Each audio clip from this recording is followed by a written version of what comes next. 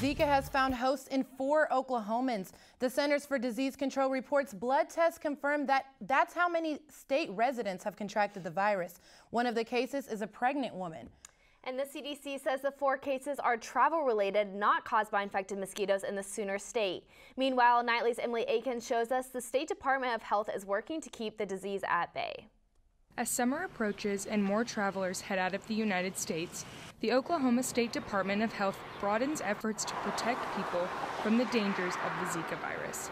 As more and more people acquire the infection abroad, and if they return to the United States while they still are ill and have the virus in their bloodstream, that our mosquitoes native to Oklahoma could potentially bite that infected person and then turn around and bite another person, and that's how.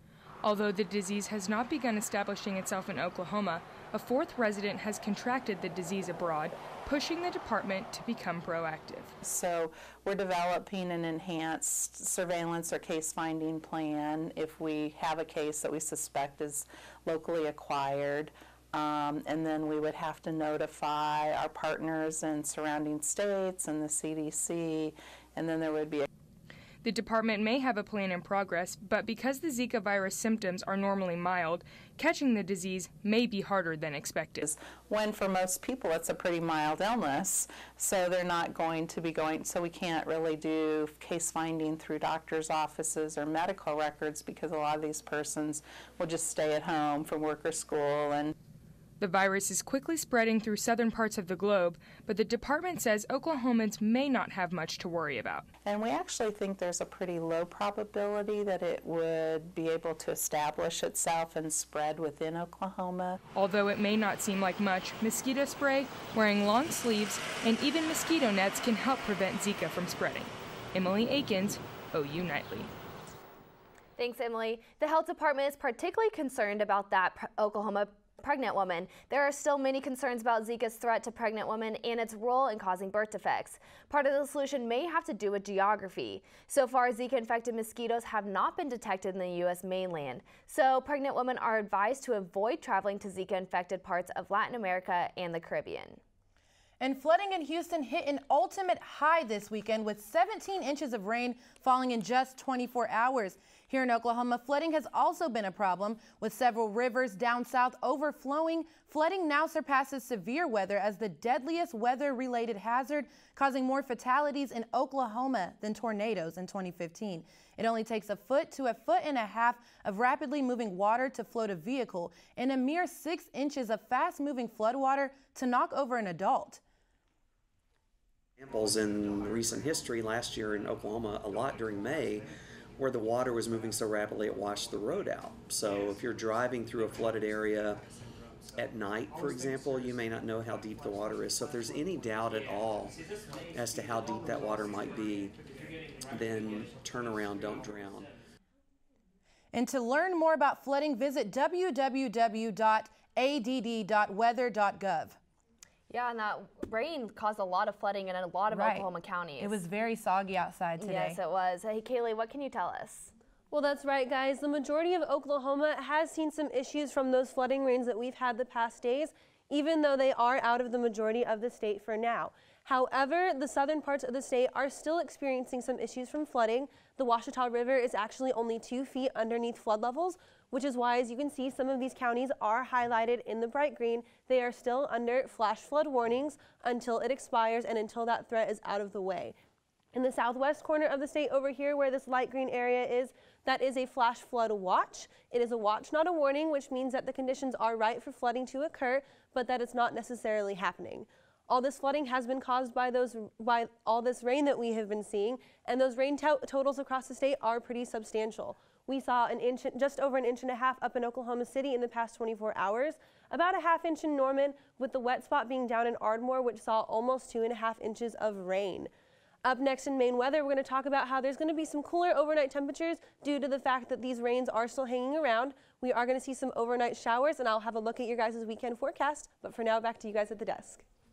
Thanks, Kaylee. Well, Pennsylvania did it yesterday, and 23 other states did it before that. We sent OU Nightly's Stephen Kabler to find out if or when Oklahoma might legalize medical marijuana. Marijuana, pot, ganja, weed, Medicine? One of these things is not like the other. Or is it? So many people were suffering from different issues where medicinal marijuana may help them, whether it be overcoming issues with cancer or pain pill addiction. It didn't make sense to me to not allow the doctors to have options to treat their patients. Marijuana has been legalized for medical use in 24 states, most recently Pennsylvania, and as that list quickly rises, it is possible that Oklahoma could join the list sooner rather than later. I certainly hope November of this year. We need to get this petition finalized. We'll have 90 days to get the signatures on the petition once the Attorney General certifies it as acceptable. The revenue from taxes on the medicine could bring in a substantial amount of money that would be put towards Oklahoma's budget shortfall. Written into the petition language is a 7% state tax that will be collected. So we know this will generate more revenue for the state of Oklahoma. Dorman hopes to have the petition for medical marijuana use signed and in the legislature in time to get it on the November general ballot. But it will take a joint effort before we see any change. Stephen Kabler. And Dorman says he's hopeful 66,000 registered Oklahoma voters will sign the petition. For more information, visit www.oklahomansforhealth.com. And in a long-anticipated report on Colorado's controversial marijuana laws, researchers have found Colorado kids are not smoking more pot since the drug became legal. But it's a different story for their older siblings and parents. The report that reveals that from 2005 through 2014, after legalization, pot use among high school students actually dropped from 23% to 20%. The report showed the same trend for kids under 13. Meanwhile, since legalization in 2012, adult pot smoking is rising at a rate of about 5% per year. And OU Nightly's Ashley Sanchez is joining us now in the news center with results from the New York primary. Ashley? Thanks. Well, Trump and Clinton both won huge in New York last night. Cruz got destroyed by Trump, losing to him in every single demographic according to exit polls. And Clinton, who announced her White House bid in New York, said last night that she's in the home stretch with a victory in sight. New York brought an especially pivotal point for Ted Cruz. According to a CNN prediction, Cruz would have to win 101% of the remaining pledged delegates. This means that Cruz's only hope is making a contested convention. The next northeastern states, all voting next Tuesday, aren't exactly Cruz country. His best hope now is trying to keep his losing margin small and make the best of a bad hand. And Michigan Attorney General Bill Schuett announced criminal charges against 3 state and local workers for their role in the Flint water crisis. The charges are against 2 officials at the Michigan Department of Environmental Quality and a Flint water supervisor. These charges are the first to come out of the water catastrophe, but Schuett assures they are just the beginning. That's what's happening around the world. Now back to you in the studio. Thanks, Ashley. Well, still ahead on OU Nightly, goodbye Hamilton and hello Harriet, how the $20 bill in your wallet is in for a new makeover. Plus, OU is facing what may be the greatest crisis in school history. Stay with us. Good, April.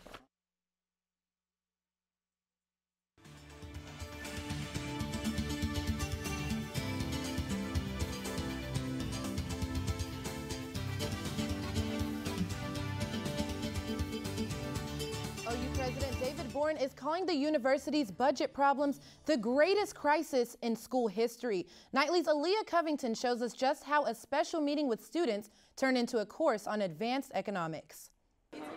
President Boren was all smiles walking to the Beard Lounge.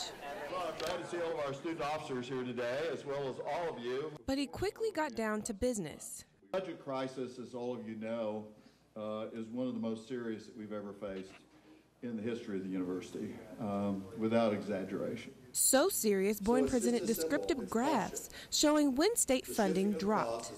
46% came from the state to pay the cost of educating a student at the University of Oklahoma.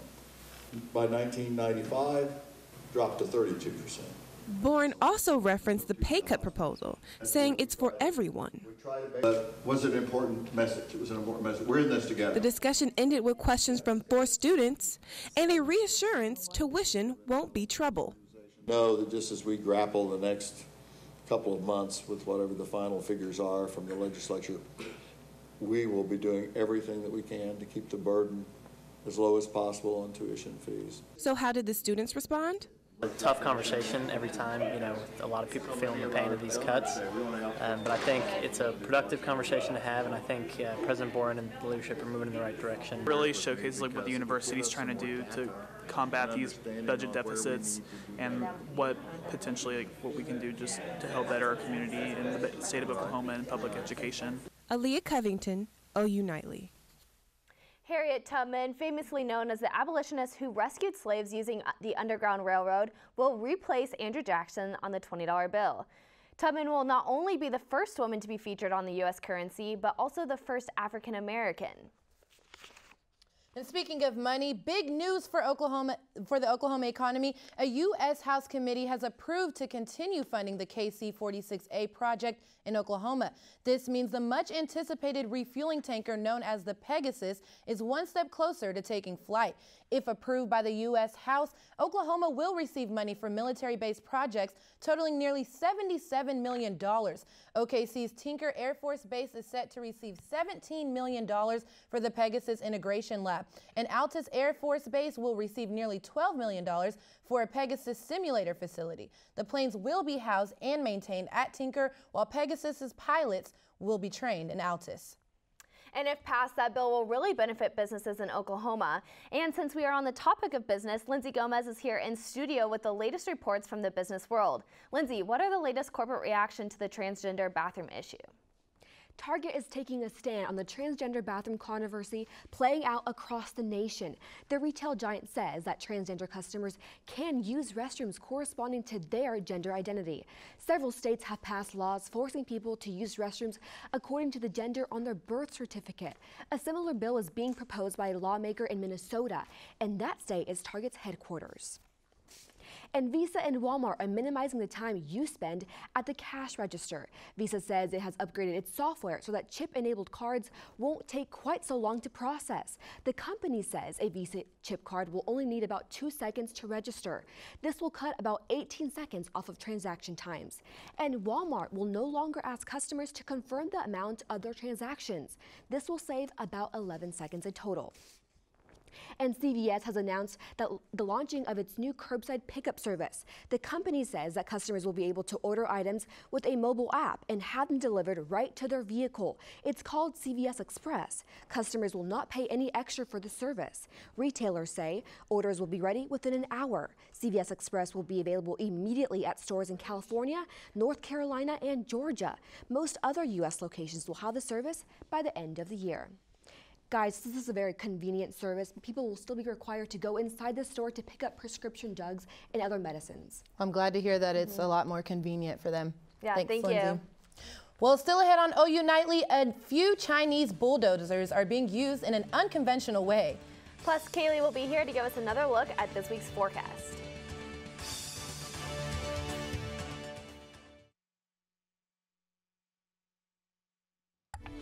Welcome back to OU Nightly. I'm Kaylee Nix here with your weather.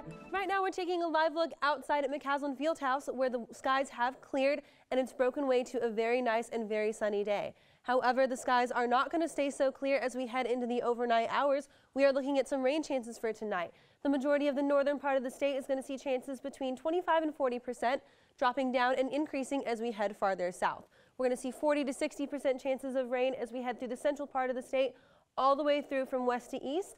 And then the lower southwestern portion is going to see 60 to 80% chances of rain, meaning that we are going to see some storms and some showers for your overnight hours.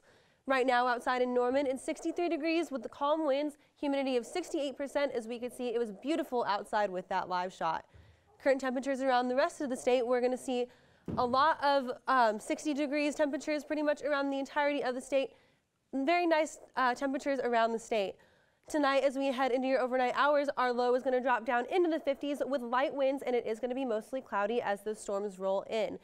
Around the state, more of the same 50-degree temperatures with those storms. As you head out in the door in the morning, it's going to be 55 degrees. Still light winds, a cool start, but those rains will move out, as well as for the rest of the day. We'll see 67 degrees around noon, and then a high in the 70s at 4 p.m.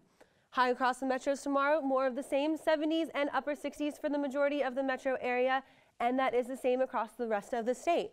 We'll see 71 up in Ponca City and 72 down in Norman for your high temperatures tomorrow.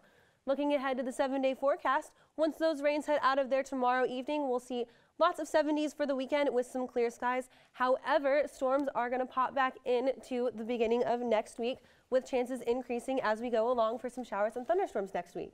Sounds great. Thanks so much, Kaylee. Thank you. Thanks, you guys. Well, moving on to sports, it looks like the women's gymnastics team just can't stop winning in their winning ways. Clark Sachs is here with more. Thanks, Annie. Find out which OU football player announced he's leaving the program, and nothing new for women's gymnastics as they continue to win even after the season. Sports is straight ahead.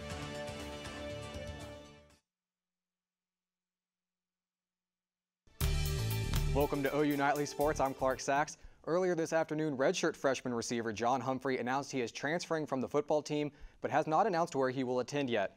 But after bringing home the national championship, even more awards pour in for women's gymnastics. 9 gymnasts earned a program record 18 All-American honors. The previous school record for honors in a season was 13. Junior Chase Caps led the way with 5 honors, including first team in 3 events, plus all-around. Softball freshman infielder Shay Knighton was a big part of the team's 4-0 record last week on her way to earning her first Big 12 Player of the Week honor. In the 4-game stretch, Knighton reached base 11 of 13 times and batted an incredible .778. In the opening game against Texas, she went 3 for 3 and was just a triple shy of hitting for the cycle. Meanwhile, softball is in Fayetteville tonight to take on the Razorbacks at 6. The Sooners have 6 straight wins against Arkansas, including 3 straight run rules. OU is 20-2 all-time against Arkansas for the program's second-best winning percentage among teams it's faced at least 20 times. And the Sooner baseball team takes on the OSU Cowboys tonight at 6 after last night's game was rained out. The game is actually a rare non-conference matchup between the Bedlam rivals to help out the team's RPI score. Bedlam at the ballpark returns to L. Mitchell for the first time in 2 years. And NBA action last night, and we start in Atlanta where things got ugly pretty early. The Hawks held the Celtics to an NBA postseason record low 7 points in the first quarter. Kyle Korver was the big man. He led all players with 17 points in Atlanta's 89-72 win to take a 2-series lead as that game will shift to Boston. And then later in San Antonio, where Tim Duncan was held without a field goal for the first time in his career. But it was another blowout win for the Spurs, 94-68, in a game where they never trailed. The Mavericks' 85-84 win Monday night marked the biggest NBA postseason upset in 20 seasons after Dallas entered the game as a 14-point underdog. The point margin also equals the number of blown fourth-quarter leads OKC had entering the game before upping that number to 15, which unfortunately is still the most in the NBA this season. But despite the Game 2 loss, the Thunder should have the upper hand coming into the Game 3 tomorrow night as the Mavs are filled with injuries. Superstar Dirk Nowitzki suffered a bone bruise to his right knee Monday night and is listed as probable. He joins Darren Williams, J.J. Barea, David Lee, and Devin Harris as the Mavs currently fighting to get back on the court. Last night at the Hawks-Celtics game, and everyone knows they've got the kiss cam at games, the couple in front is going at it like it's prom night, but then you've got the girl in the back with everyone's true love, pizza. For her, no date, no problem, as she enjoys a nice double slice and doesn't seem to mind, just like those in front of her. She's so graceful. The pizza looked good to me. I can't agree with her anymore. I like it. Thanks, Clark. Still ahead to come on OU Nightly, we'll have an evening planner for you. And this could be the next Fight Club. We'll have more when we come back.